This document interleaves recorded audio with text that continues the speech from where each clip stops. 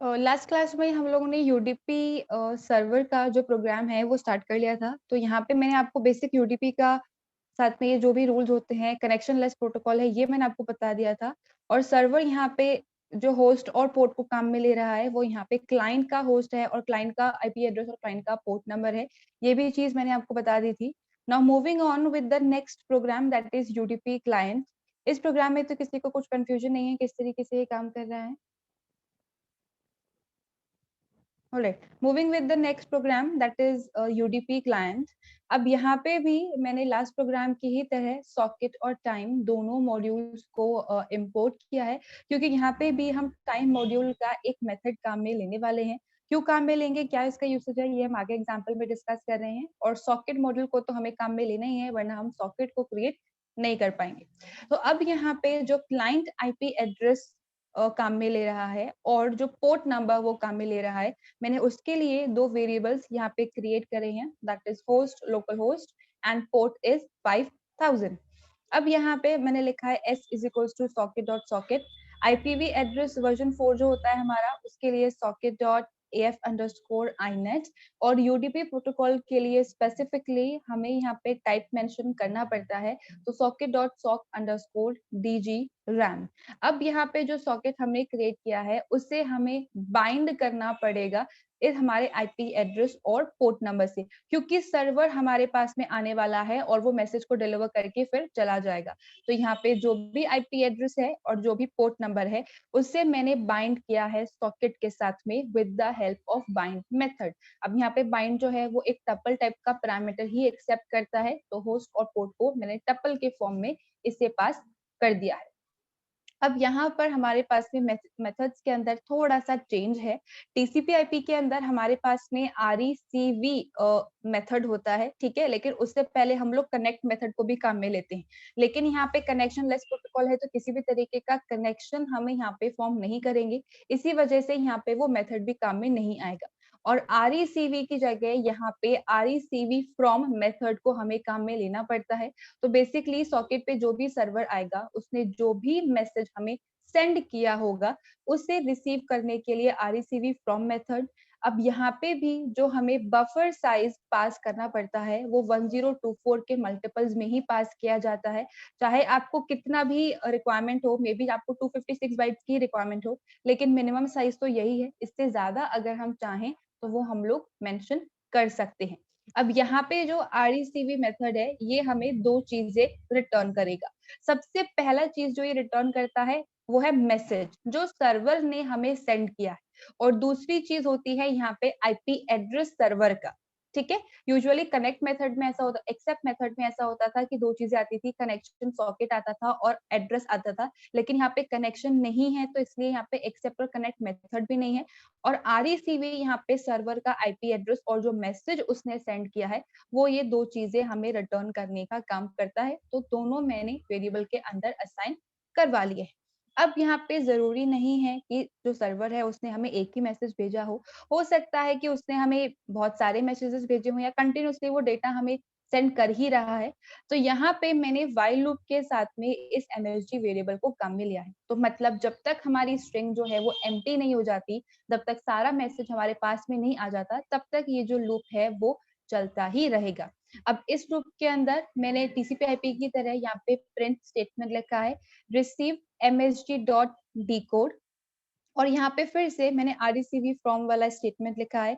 फिर से यहाँ पे मैसेज आएगा और फिर से यहाँ पे हमारे पास में आईपी एड्रेस आएगा सर्वर का। तो कंटिन्यूसली जो डेटा है वो एक्सेप्ट करता रहेगा और ये लूप हमारा चलता रहेगा। लेकिन कब तक, जब तक डेटा हमारे पास में आ रहा है। तो ये कंसेप्ट तो बिल्कुल वैसा ही है जैसे कि टीसीपी आईपी के अंदर था। लेकिन यहाँ पे एक प्रॉब्लम है। प्रॉब्लम ये है कि यहाँ पे किसी भी तरीके का कनेक्शन फॉर्म नहीं होने की वजह से हमें एक्चुअली में नहीं पता चलेगा कि हमें कितनी देर तक वेट करना है। ये लूप तो हमारा चल रहा है तब तक जब तक मैसेज आ रहे हैं, ठीक है, लेकिन जो क्लाइंट है वो अभी भी उसी सॉकेट पर प्रेजेंट है, वो अभी तक वहीं वेट कर रहा है, वो वहीं पे ही हैंग हो जाता है बेसिकली, क्योंकि सर्वर ने तो मैसेज ड्रॉप किया और वो चला गया। अब टीसीपी आईपी के केस में क्या होता है कि सर्वर मैसेजेस को सेंड करने के बाद कनेक्शन को क्लोज कर देता है। तो कनेक्शन को क्लोज करते ही क्लाइंट जो है वो अपनी पोजीशन पर आ जाता है और सर्वर अपनी पोजीशन पे चला जाता है। लेकिन यहाँ पे किसी भी तरीके का कनेक्शन ना होने की वजह से हम उसे क्लोज तो कर ही नहीं सकते। तो सर्वर तो अपना काम करके निकल गया और जो क्लाइंट है वो वहीं पे ही बैठा हुआ है, वो वहीं पे ही हैंग हो गया है। तो ये इनफाइनाइटली उस सॉकेट पे ही नहीं रहे, इसके लिए मैंने यहाँ पे सॉकेट के साथ में सेट टाइम आउट मेथड को काम में लिया है। सेट टाइम आउट बेसिकली क्या करता है, एक काउंट डाउन की तरह काम करता है। जैसे हमारे आई थिंक आप लोगों ने मे बी कभी-कभी ऐसा हो सकता है कि ऑनलाइन क्विज टाइप कुछ आपने फाइट किया हो, तो वहाँ पे ऐसा होता है ना कि आप अगर विद इन सेकंड्स आंसर नहीं करवा देते तो फिर वो टाइम ओवर जैसा कुछ इम्प्लीमेंटेशन हो जाता है। तो अगर उसी तरीके का फंक्शनैलिटी इम्प्लीमेंट करना हो कि बस इतना टाइम है, इतने में कर दिया तो ठीक है, नहीं तो काम खत्म। तो that is set time out method. अब इस सॉकेट के साथ में मैंने सेट टाइम आउट मेथड को हम जो आर्गुमेंट पास करते हैं, वो टाइम होगा, लेकिन ये टाइम होता है सेकंड्स के अंदर। अब इस स्टेटमेंट का एक्चुअली में मतलब क्या है?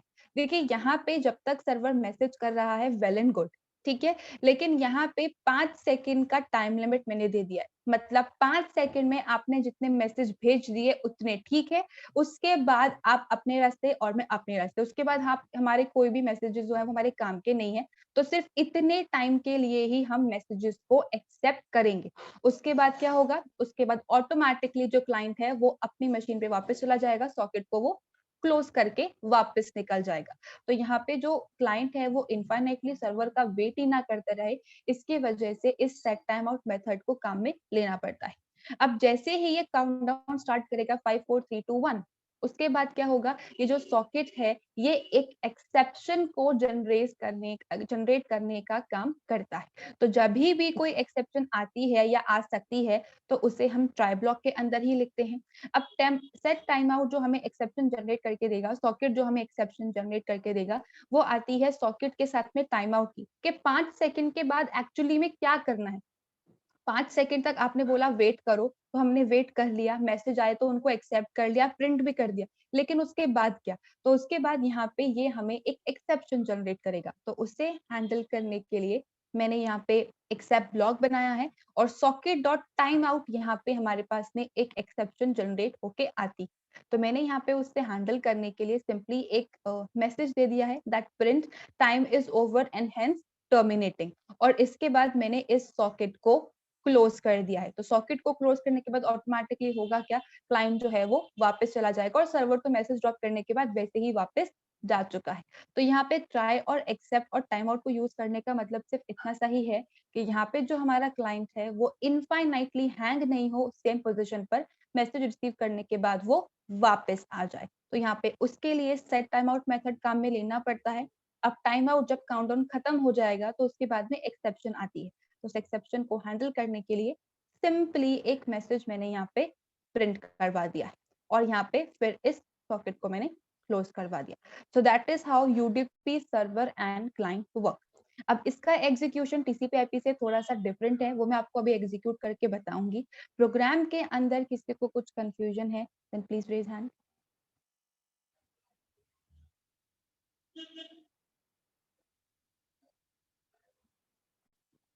देखिए, लास्ट क्लास की ही तरह जैसे कि मैंने आपको बताया था कि टीसीपी/आईपी, अब मेरा ही मशीन यहाँ पे सर्वर है और मेरा ही मशीन यहाँ पे क्लाइंट है, तो सेम आइडियली विंडो के अंदर हम दोनों प्रोग्राम को रन नहीं कर सकते। तो यहाँ पे भी मैंने 2 विंडोज़ ओपन कर रखी है, ठीक है? एक यहाँ पे जो विंडो है इसमें हम अपना सर्वर का प्रोग्राम ओपन कर लेते हैं, जो यूडीपी सर्वर का है, और दूसरे के अंदर हम यहाँ पे ओपन करेंगे अपने क्लाइंट का प्रोग्राम। अब यहाँ पे टीसीपीआई के अंदर क्या होता है कि हम पहले सर्वर को एग्जिस्टेंस में लेके आते हैं, क्योंकि वहां पे सारी चीजें इम्प्लीमेंटेड होती है।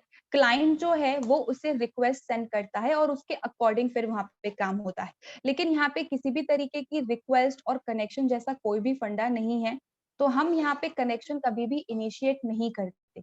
तो पहले यहाँ पे हमें क्लाइंट को एग्जिस्टेंस में लेके आना है, उसके बाद हमें यहाँ पे लेके आना है सर्वर को एग्जिस्टेंस में। नहीं तो ऐसा होगा कि जो सर्वर है वो हमारा काम करके निकल जाएगा।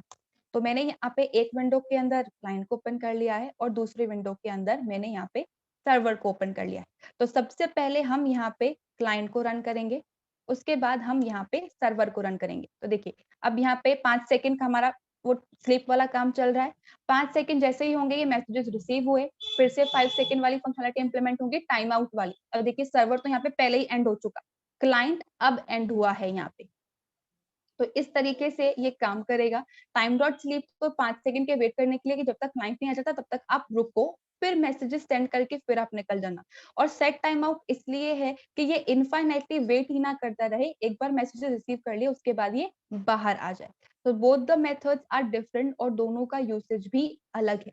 तो पहले यहाँ पे क्लाइंट एग्जिस्टेंस में आएगा, उसके बाद यहाँ पे सर्वर एग्जिस्टेंस में आएगा। अब यहाँ पे मैंने सर्वर में किसी भी तरीके का प्रिंट स्टेटमेंट वगैरह कुछ भी नहीं दिया, इसलिए यहाँ पे कुछ आउटपुट नहीं आया है। सारे प्रिंट स्टेटमेंट्स क्लाइंट में ही थे, तो ये 3 मैसेजेस हमारे पास में आ गए हैं आउटपुट के तौर पे। अब किसी को कुछ कंफ्यूजन है एग्जीक्यूशन से रिगार्डिंग या फिर प्रोग्राम से रिगार्डिंग?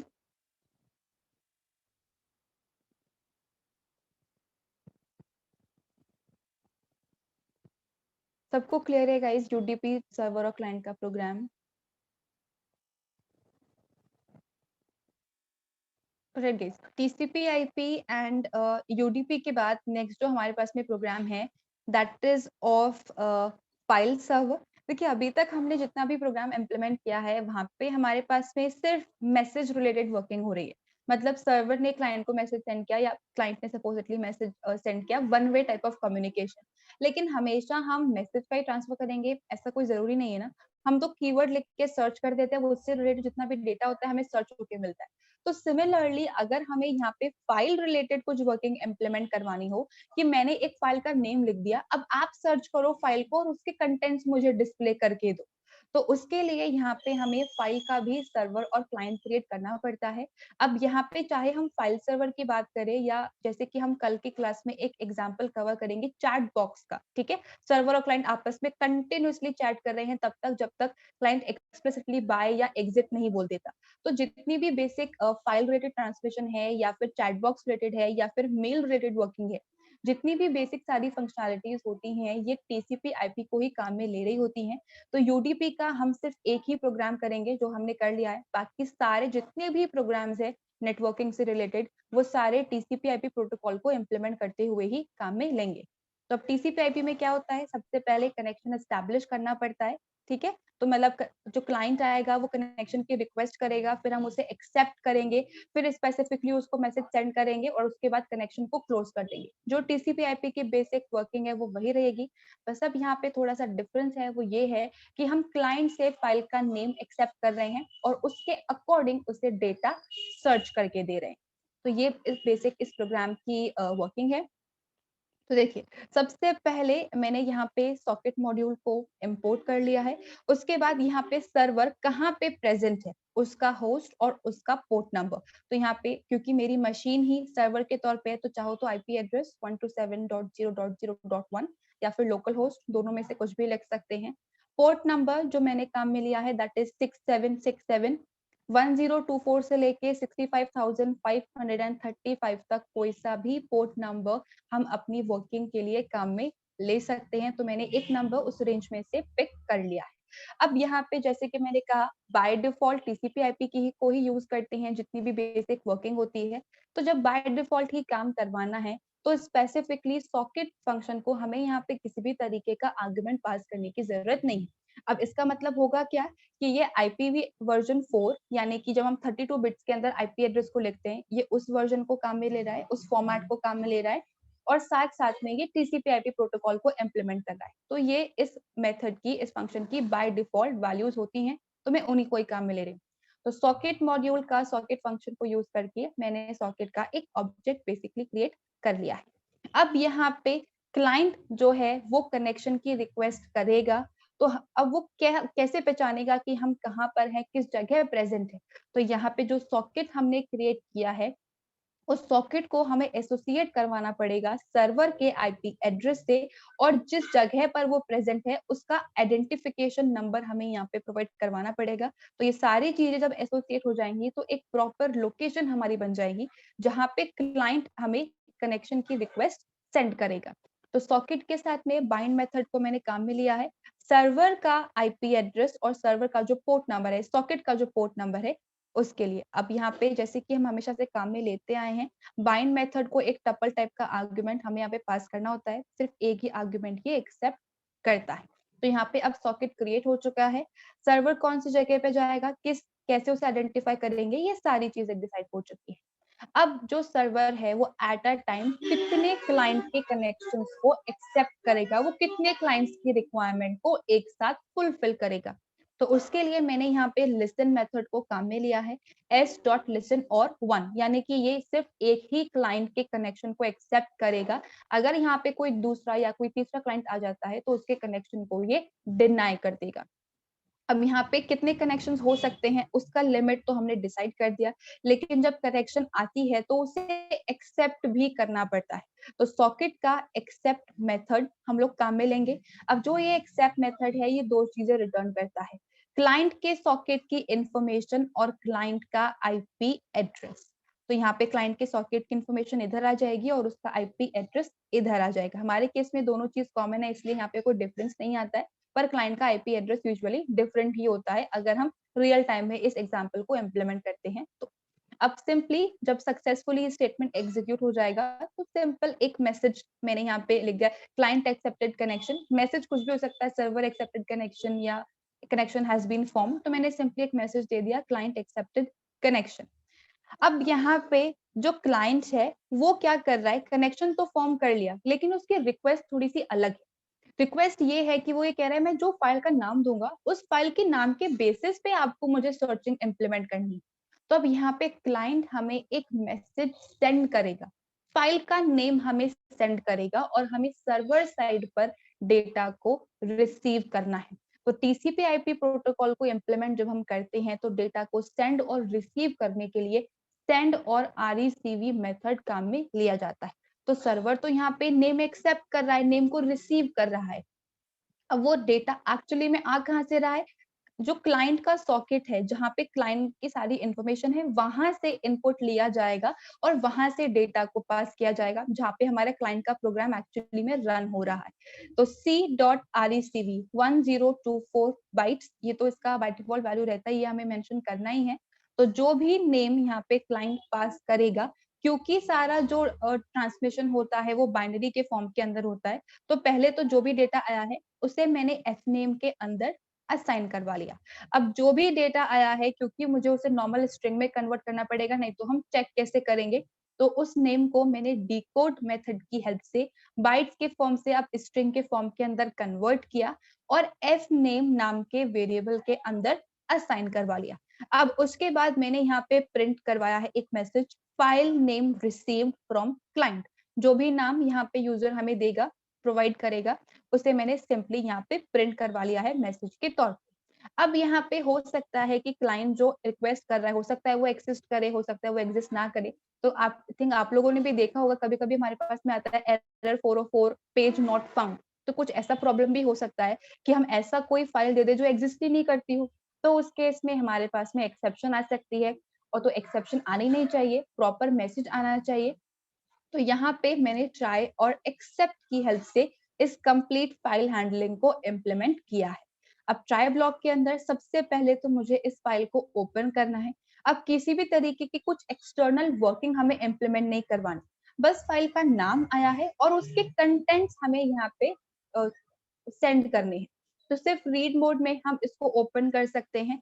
तो किसी भी फाइल को ओपन करना है तो सबसे पहले उसका नाम पास किया जाता है या कंप्लीट लोकेशन, हम जैसे कह सकते हैं कंप्लीट पाथ जहाँ पे भी वो प्रेजेंट है, और उसके बाद ओपनिंग मोड, किस काम के लिए हम फाइल को ओपन कर रहे हैं। तो मुझे यहाँ पे सिर्फ कंटेंट्स की रिक्वायरमेंट है, एज सच कुछ वर्किंग और नहीं करवानी, तो मैंने इसे रीड मोड में ओपन किया है और सारी इंफॉर्मेशन है हमारे इस एफ यानी कि फाइल हैंडलर के अंदर।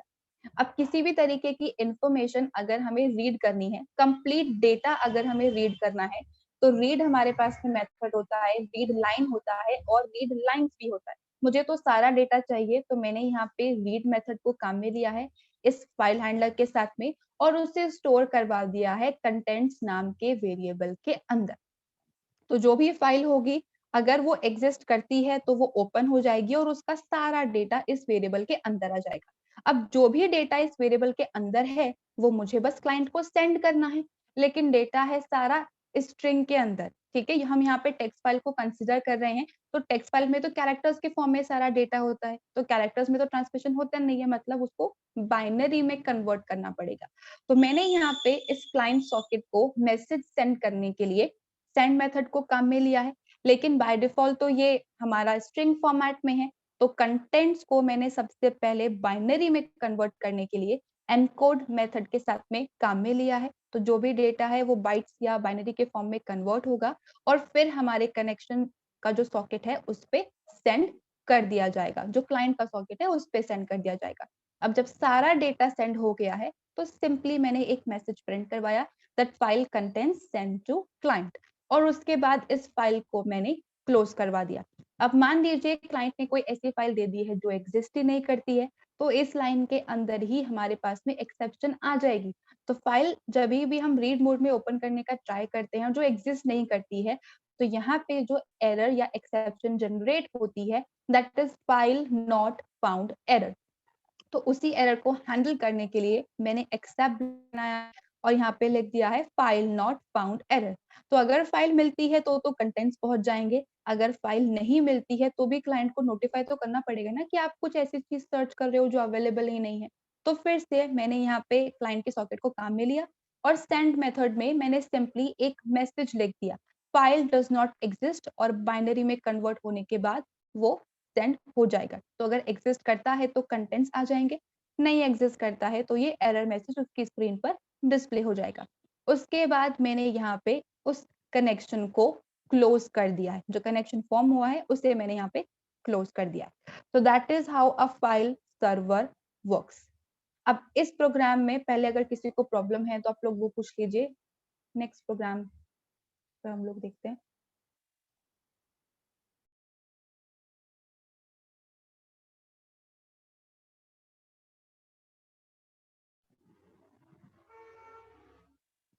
All right, moving on to the next part, that is file client. अब यहाँ पे जो क्लाइंट है उसे क्या करना है, उसे बस एक कनेक्शन की रिक्वेस्ट करनी है। जैसे ही कनेक्शन फॉर्म हो जाएगा वैसे ही उससे एक इनपुट मांगा जाएगा फाइल के नेम का।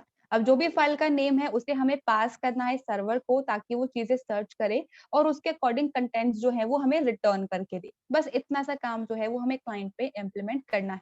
तो सबसे पहले तो यहाँ पे सॉकेट मॉड्यूल को हमने इंपोर्ट किया है, followed by host and port. अब यहाँ पे जो ये होस्ट है यानी कि जो आईपी एड्रेस है और जो पोर्ट नंबर है ये उसका होगा, सर्वर का होगा, क्योंकि यहाँ पे हम सर्वर से कनेक्शन को कनेक्ट करने का ट्राई कर रहे हैं, कनेक्शन की डिमांड कर रहे हैं। तो यहाँ पे सर्वर का आईपी एड्रेस एंड सर्वर का पोर्ट नंबर। लेकिन यहाँ पे क्लाइंट साइड पे भी सॉकेट तो हमें कनेक्ट करना ही पड़ेगा, दोनों सॉकेट आपस में कनेक्ट होते हैं और फिर कनेक्शन फॉर्म होता है। तो यहाँ पे भी सॉकेट मॉड्यूल का सॉकेट फंक्शन मैंने काम में लिया है, एस नाम का सॉकेट का ऑब्जेक्ट हमारा क्रिएट हुआ है। अब इसके साथ में मैंने यहाँ पे कनेक्शन की एक रिक्वेस्ट की है। किससे कनेक्शन की रिक्वेस्ट करी है? सर्वर, और वो जहाँ पे प्रेजेंट है। तो कंप्लीट यहाँ पे हमें सॉकेट का पूरा इंफॉर्मेशन देना पड़ता है। तो ये सर्वर का आईपी एड्रेस और ये सॉकेट का हमारा आइडेंटिफिकेशन नंबर जहाँ पे ये सर्वर प्रेजेंट है। तो एक टपल के फॉर्म में हमें यहाँ पे एक आर्ग्यूमेंट इस कनेक्ट मेथड को पास करना पड़ेगा। तो अब ये जो हमारा क्लाइंट है वो क्या करेगा, सर्वर से कनेक्शन की डिमांड करेगा।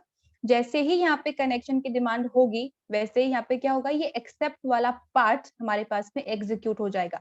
एक क्लाइंट हमने अलाउ कर रखा है, जैसे ही क्लाइंट आया उसने कनेक्शन की डिमांड की, वैसे ही यहाँ पे कनेक्शन जो है वो स्टैब्लिश हो जाएगा, आईपी एड्रेस उसका इधर और कनेक्शन के सॉकेट की इंफॉर्मेशन इधर, और फिर हमारे पास में मैसेज आ जाएगा client accepted connection server side पे। उसके बाद में यहाँ पे हमसे जो नेक्स्ट स्टेटमेंट है वो है file name is equal to input enter file name.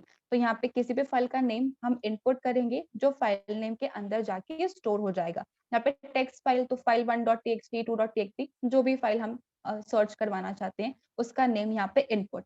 अब ये फाइल नेम हमें क्या करनी है, हमें इस फाइल नेम को भेजना है सर्वर को, क्योंकि वो हमें सर्चिंग इम्प्लीमेंट करके दे रहा है। तो यहाँ पे जो सेंड और रिसीव है it is a type of a two way communication. ठीक है, हमने यहाँ पे सर्वर से भी डेटा क्लाइंट को सेंड किया है और क्लाइंट से भी डेटा सेंड किया है। तो दोनों के केस में सेंड मेथड ही काम में लेना है। लेकिन जो भी डेटा है वो बाइनरी के फॉर्म में जाएगा। तो फाइल नेम को मैंने एनकोड मेथड की हेल्प से, यानी कि जो भी फाइल का नेम है वो बाय डिफॉल्ट स्ट्रिंग के फॉर्म में है, उसे बाइनरी में कन्वर्ट किया और यहाँ पे सॉकेट पे हमने सेंड कर दिया। अब सेंड करने के बाद यहाँ पे जो सर्वर है वो क्या करेगा, सबसे पहले तो मैसेज प्रिंट करेगा कि इस फाइल की आपने डिमांड की है। रीड मोड में उसे ओपन करेगा, अगर होता है, हम मान लेते हैं कि फाइल एग्जिस्ट कर रही है, तो कंटेंट्स रीड होंगे और वो कंटेंट्स हमें सेंड किए जाएंगे।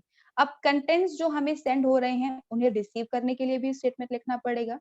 तो मैंने यहाँ पे लिख दिया है s.recv1024 और उसे कंटेंट्स नाम के वेरिएबल के अंदर मैंने असाइन कर दिया। तो फाइल का जितना भी डेटा है हमारा वो बाइनरी फॉर्मेट में इस वेरिएबल के अंदर जाके स्टोर हो जाएगा। अब यहाँ पे जो भी डेटा आया है उसे सिंपल स्ट्रिंग के फॉर्म में प्रिंट करवाना है, तो फिर से डीकोड मेथड को काम में लेना पड़ेगा। तो प्रिंट कंटेंट्स डॉट डीकोड। तो यहाँ पे मैसेज सेंड करने के बाद जो सर्वर है वो तो क्या करेगा, कनेक्शन को क्लोज करके निकल जाएगा।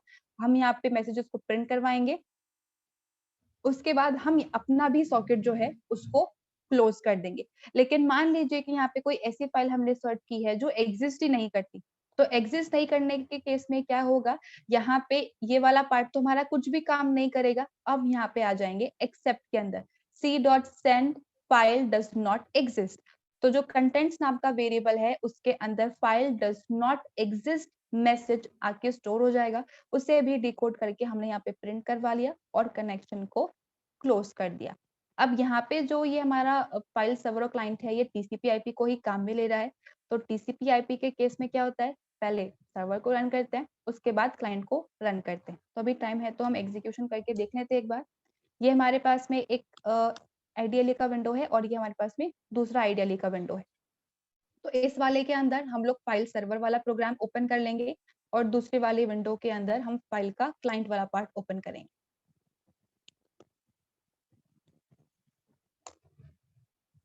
ये हमारा सर्वर का प्रोग्राम बिल्कुल वैसा ही जैसे कि मैंने आप लोगों को भी एक्सप्लेन किया, और यहाँ पे हमारा क्लाइंट का प्रोग्राम।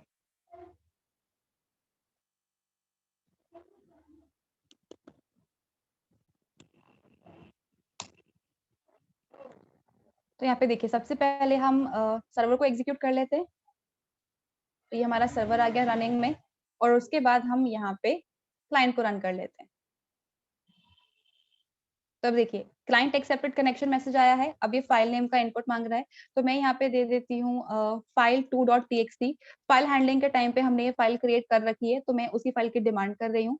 यहाँ पे जैसे ही मैं एंटर प्रेस करूंगी तो देखिए यहाँ पे मैसेज आया है file name received and file content send to client. लेकिन इस मैसेज से पहले यहाँ पे ये सारा डेटा आएगा और यहाँ पे हमारे पास मैसेज आ चुका है कि हमने सारा डेटा सेंड कर दिया है। अब मान लीजिए यहाँ पे कोई ऐसी फाइल की मैंने डिमांड की है जो एग्जिस्ट ही नहीं करती, राइट? तो उस केस में हमारे पास में एरर मैसेज आना चाहिए। मैंने यहाँ पे लिख दिया file.txt। अब ऐसी कोई फाइल जो है वो एग्जिस्ट नहीं करती है, तो उस केस में हमारे पास में एरर मैसेज आना चाहिए। तो देखिए यहाँ पे फाइल नेम रिसीव्ड तो आ गया है और यहाँ पे एरर मैसेज आ गया है, फाइल डज नॉट एग्जिस्ट। तो दोनों केसेस में हमारा प्रोग्राम सक्सेसफुली चल रहा है। अगर फाइल एग्जिस्ट करती है सिस्टम के अंदर तो कंटेंट्स आ जाएंगे, अगर नहीं एग्जिस्ट करती है तो फिर हमारे पास में एरर मैसेज आएगा। So that's how file server and file client works. अब प्रोग्राम के अंदर किसी को कुछ कंफ्यूजन? ये हमारे आज की क्लास का लास्ट प्रोग्राम है। कल हम लोग चैट बॉक्स वाला पार्ट इम्प्लीमेंट करेंगे। सबको क्लियर है guys program? All right then, एक बार ही आप लोग ट्राई करके देखना प्रोग्राम को। किसी को कुछ भी प्रॉब्लम आती है then let me know tomorrow. Okay, thank you everyone.